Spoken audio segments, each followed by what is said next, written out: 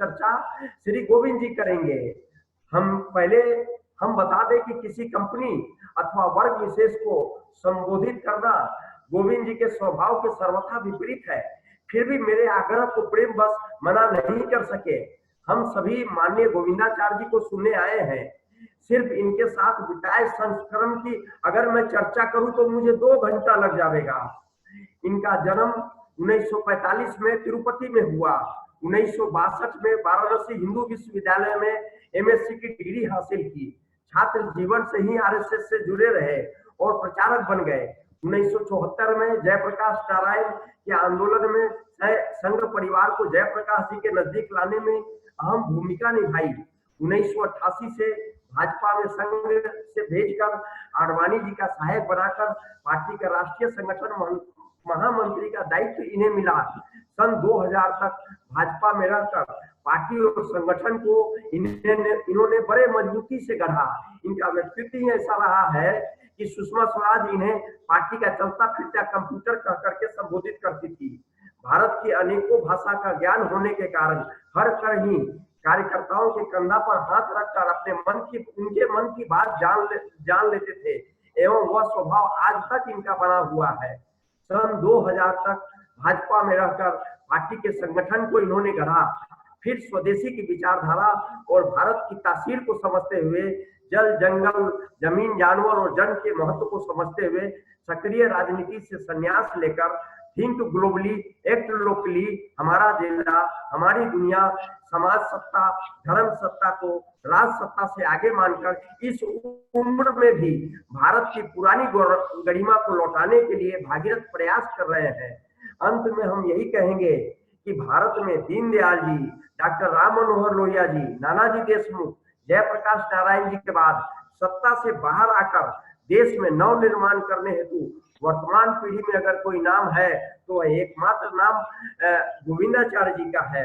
अब हम माननीय गोविंदाचार्य जी को आज की चुनौती, आने वाली समस्या और भारत के भविष्य की संभावना पर बोलने के लिए आमंत्रित करते हैं हाथ जोड़कर।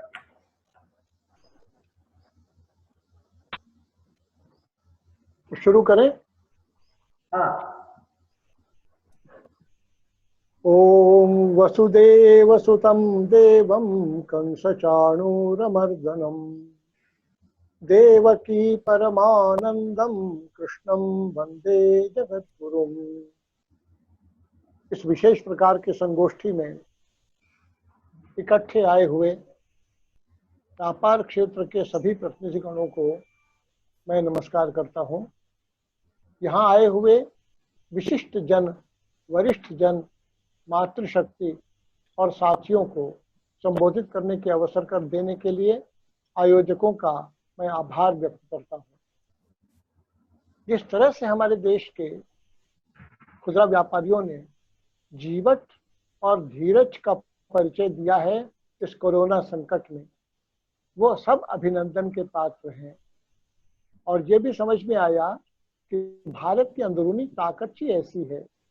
हमारे देश में सत्ता और संपत्ति का उतना मान नहीं किया गया जितना त्याग का किया गया। आप खुद देखिए, बहुत से करोड़पति हैं, अरबपति हैं, लेकिन हमारा देश याद करता है भामाशाह को। उस समय भी बहुत से लोग करोड़पति रहे होंगे, लेकिन भामाशाह को याद इसीलिए कर पाता है कि उन्होंने जीवन भर की सारी एकत्रित संपत्ति को सत्य, न्याय, देश, धर्म के लिए राणा प्रताप के चरणों में निछावर करने में जरा भी माथे पर शिकन नहीं लाई। उनका धर्म और कर्तव्य बोध इतना प्रचंड रहा कि उनके लिए सत्ता, दौलत, ध्यान कुछ विशेष महत्व नहीं रखती थी।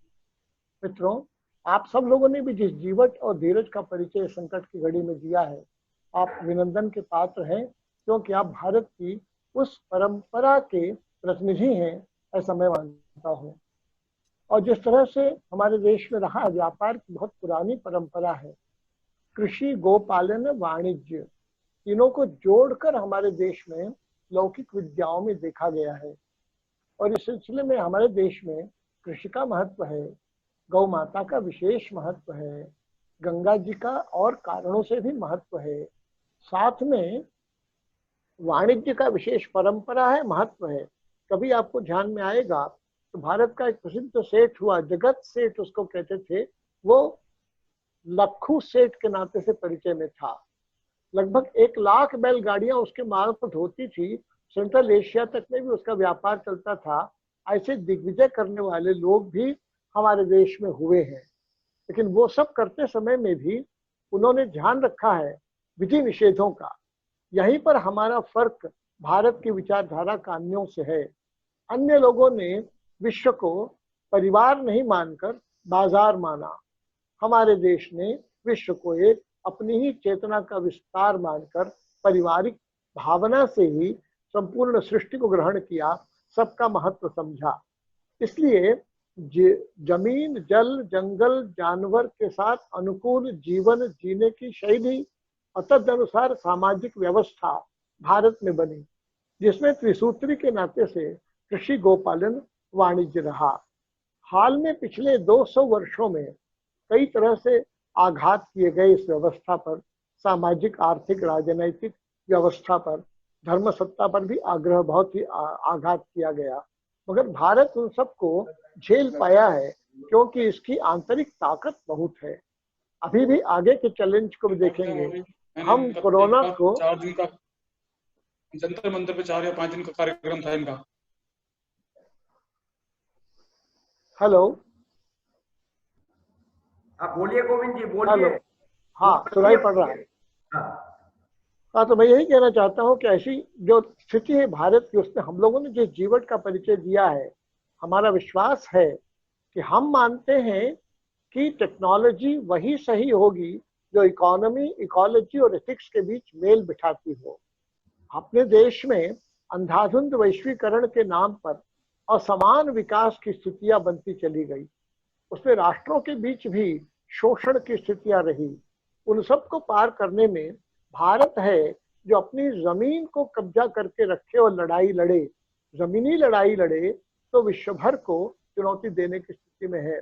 कोरोना संकट ने हमको जरूर इष्टापत्ति के रूप में कुछ विचार करने के लिए अवसर प्रदान किया है। संकट तो है, मगर जो वीर पुरुष होते हैं वो संकट से भयभीत नहीं होते हैं, संकट से 2-2 हाथ करने का संकल्प करते हैं। हम इस कोरोना संकट ने भारत को अपनी कई बातों की ताकत की याद दिलाई है। भारत ने याद दिलाई है कि हमने तो सभी सृष्टि मात्र को पवित्र माना, सबने भगवान देखा, सबके अस्तित्व का अधिकार हमने संरक्षित किया, हम किसी पर आघात न करें, अनुकूल जीवन जिए, ये भारत की अपनी परंपरा को जो हमने बनाए रखा। आगे कोरोना संकट से निपटने और उसके बाद की स्थितियों में भी हमें इस बात का और ज्यादा एहसास होगा। अभी के अनुभव ने भी बता दिया है कि प्रकृति हमारे लिए अत्यंत महत्व की है। प्रकृति पर हम आघात करते जाएं, विध्वंस करते जाएं और हम सुख की कामना करें तो वो होने वाला नहीं है। ये बात इस संकट में भी हमको ध्यान में आया है। गंगा जी के बारे में, यमुना जी के बारे में जो लोग बताते हैं, आकाश के बारे में जो बता रहे हैं, प्रदूषण के बारे में जो कहा जा रहा है, वो सब एक विशिष्ट प्रकार की जीवन शैली जो बाजारवादी है उसके अंगीकार करने का ये सब परिणाम हुआ है। और ये प्रकृति जन्य है या साजिश जन्य है, ये तो विशेषज्ञ लोग इस पर बहस करते रहे, लेकिन इसमें से हम इतना जरूर कह सकते हैं, अब बाजारवादी विकास की अवधारणा को चुनौती देते हुए प्रकृति केंद्रिक विकास से भी अहिंसक समृद्धि पाई जा सकती है, ये दिखाने का अवसर और चुनौती दोनों ही भारत के समक्ष उपस्थित हुआ है। इसमें जितने अभी जैसे व्यापार की बात आई थी, तो कृषि, गोपालन और वाणिज्य की बात है, उस वाणिज्य में भी पिछले 200 वर्षों में बहुत आघात हुए, क्योंकि बाजारवादी ताकत तो सोचेगी ही, उनके लिए तो पूंजी ही ब्रह्म है, मुनाफा ही मूल्य है, जानवराना उपभोग ही मोक्ष है। हमारे देश में हम ये मानते हैं कि जियो और जीने दो तो प्राकृतिक है, जीने दो तब जियो, ये भारत की परंपरा है। उस परंपरा को निर्वाह करने के लिए अपने सारे परिवार के साथ मेल बिठाते हुए जिंदगी जीने में अभी तक का बहुत अच्छा उदाहरण खुदरा व्यापार में लगे हुए लोगों का है। हमारे देश में बाजार और दुकान का प्रकार थोड़ा सा अलग है। बाजार जैसे 10 गांव के बीच एक बाजार, 10 बाजारों के बीच एक मंडी, 10 मंडियों के बीच एक नगर, व्यापार की दृष्टि से ये भारत की परंपरा रही है। इसी प्रकार हमारे देश में बाजार भी जो लगा, संडे मार्केट, मंडे मार्केट, आज भी जो गांव तक भी लगाया जाता है, वो सब केवल माल के बेचने का नहीं रहता। भारतीय समाज संबंधों पर आधारित है समाज। ये केवल कंप्यूटर पर आधारित, केवल अकाउंट बुक रखने के लिए या कैश काउंटर, केवल डिजिटल इकोनॉमी के आधार पर काउंटर बनाने के लिए बाजार की व्यवस्था केवल नहीं है। बाजार सुख दुख के आदान प्रदान, जानकारियों के आदान प्रदान, सोशल इंटरैक्शन, किसके यहाँ शादी अभी होना है, किसके लिए वर्क कौन सा मिल सकता है, किस घर में क्या आपदा है, किस गांव में कौन सी विशेष बात हुई है, ये सब एक्सचेंज करने का स्थान यानी बाजार मानवीय संबंधों पर आधारित है, क्योंकि भारत रिश्तों का समाज है, शर्तों का समाज नहीं है। ये जो हमारी बहुत बड़ी ताकत है, इस ताकत को हम पहचाने और इस ताकत को पहचान कर योगक्षेम की व्यवस्था प्रकृति ने दी है। किसी के लिए कोई कमी प्रकृति ने नहीं छोड़ा है।